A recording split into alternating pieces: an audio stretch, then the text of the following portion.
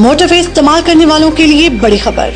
अब इस्लामाबाद और लाहौर मोटरवे पर एम टैग ही गाड़ियां दाखिल हो सकेंगी।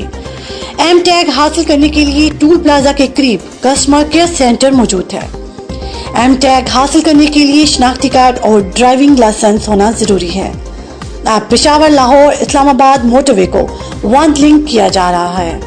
अब मोटरवे पर सिर्फ वही गाड़ियां दाखिल हो सकेंगी जिनकी स्क्रीन पर एम टैग का स्टिकर होगा। अब इस्लामाबाद और लाहौर मोटरवे पर एम टैग ही गाड़ियां दाखिल हो सकेंगी। गाड़ियों की ये जो चोरी वगैरह जो है इसमें भी स्पेशली सिक्योरिटी के लिए और टाइम की ज़िया से जो है वो बचने के लिए भी एम टैग बहुत ज़्यादा ज़रूरी है।